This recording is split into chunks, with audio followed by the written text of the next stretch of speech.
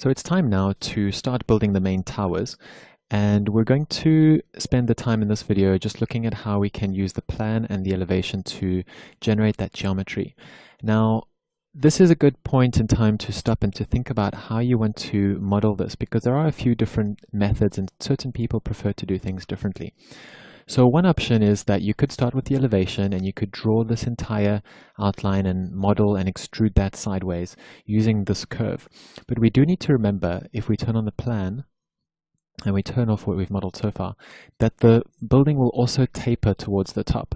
So it is a very three-dimensional object, so that makes it quite tricky to model just extruding from an elevation, because you would have to then taper the top and make sure that everything is correct. But there are many ways to skin this chicken. So the method I'm going to use is one of the simplest, and it's a little bit of a method used mainly in very conceptual modeling. What we're going to do in this video is to extrude up a pure vertical form where all of the slab heights are in the correct position, and then we are going to use a modifier just to stretch and curve the entire form sideways so that it fits with what our elevation and plan show us.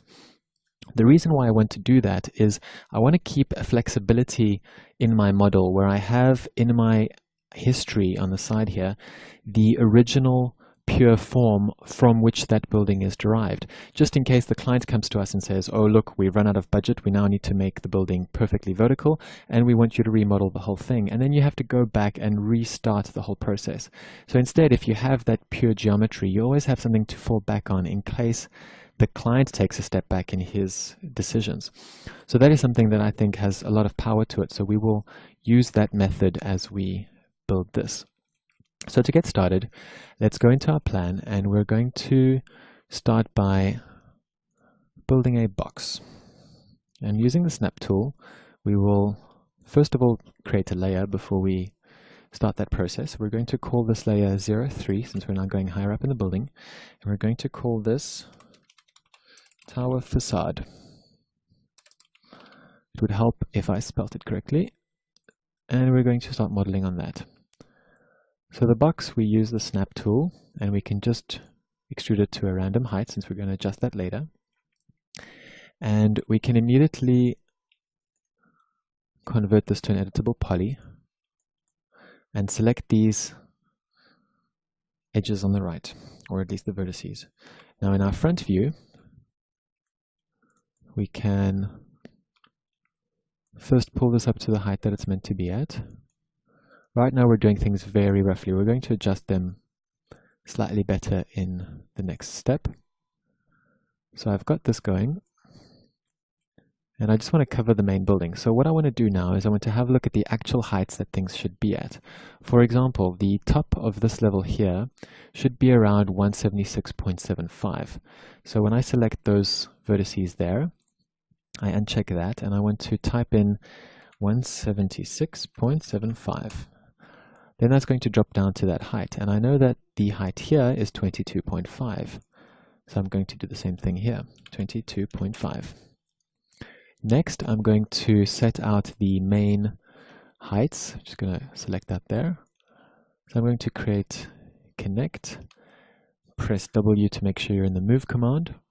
And then I'm going to set the top floor, because the distance between all of these floors is exactly the same, and it's just this one up here and the difference between the podium and the first floor that is slightly odd. So I'm going to just set up those two lines, and then we're going to connect with a continuous set of equally spaced lines once we're done with that. So here I can see the 170.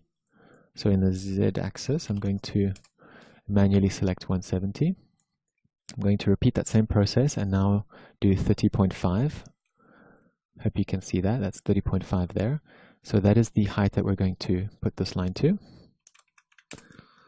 And now for the easy part, we basically need to connect with enough segments to fill up the difference. Now we could count the floors, or we could just do it visually like so until we can see that each of these segments perfectly lines up with each floor level. And that's what we want. That's going to be our base geometry.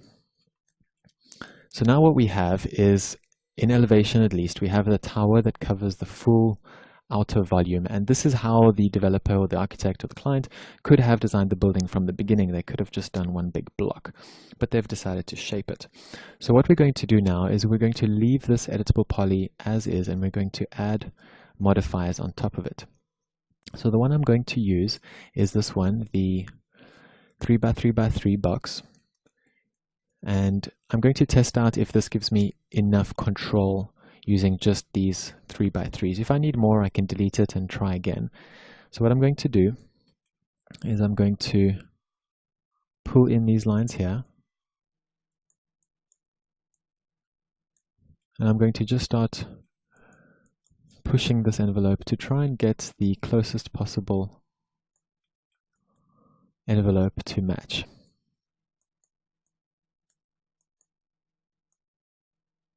And yes, this isn't scientifically correct, but what we're going for is to get the main volume looking correct for a conceptual style model.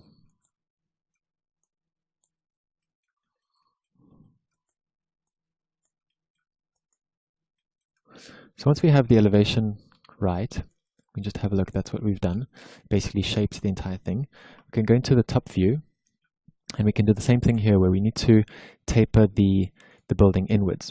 Now it would help actually to have an elevation from this side, from the left, so that we could actually see how to do that. So since we don't, what we can do is just use a plain taper in 3D Max. So we can just write TA for taper, press enter.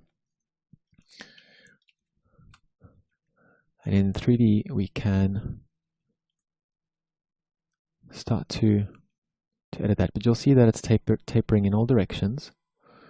So you want to make sure that you choose the right axis. And this obviously has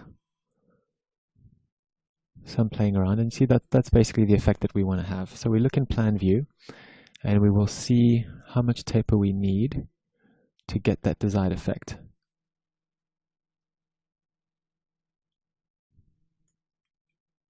And again, we don't have to be 100% accurate since it is conceptual, but we want to be more or less there. We can see here that the base of the building is slightly narrower than we need it to be.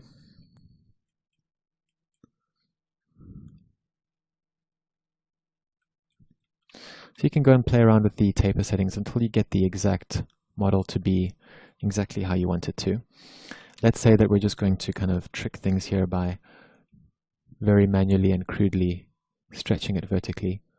We can always go back and add an edit poly and then just really tweak the exact vertices to be in the right spot. So let's do that just for accuracy's sake. So now I'm pressing W, and just manually I'm going to slide this until it hits visually that point. And I'm going to do the same thing here.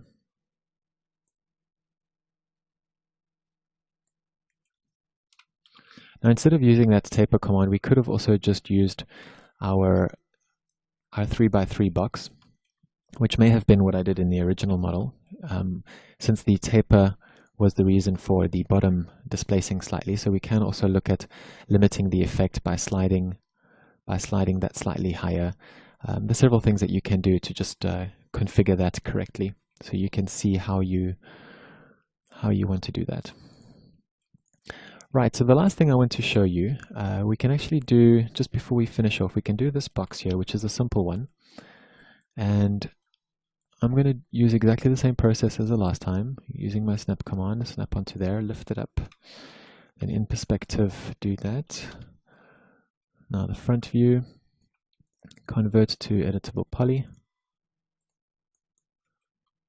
I'm going to pull this building up.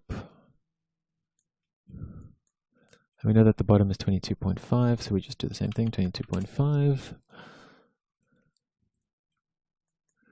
And then here I don't have the heights written down, so we can either calculate them, we can go back into CAD, we can calculate with a calculator. I'm just going to do it visually so that I don't take up too much of anybody's time. And I'm going to leave it at that. Since this building is slightly less important, what's important about this building is that framework structure that we're going to build around it. And there we go. Now we have the base geometry that we can use. This one as well we can connect. And we can just connect it once, drop this one to 30.5, and connect this guy up enough times to have the slab levels aligning. Great, so there we've created the outer volumes of our box. And in the next video, we are going to look at how to set up a mirror point so that we can mirror everything we create on one side to the other side, since this building is identical to this one here. And we're also going to look at how we can start adding a little bit more detail to this facade and then getting some of these slabs in place which jut out as balconies. So in this video, just to recap very quickly, we have looked at how we can make the principal main form for the main facade that we will then generate all of the other elements on the building from. And that's it for this one.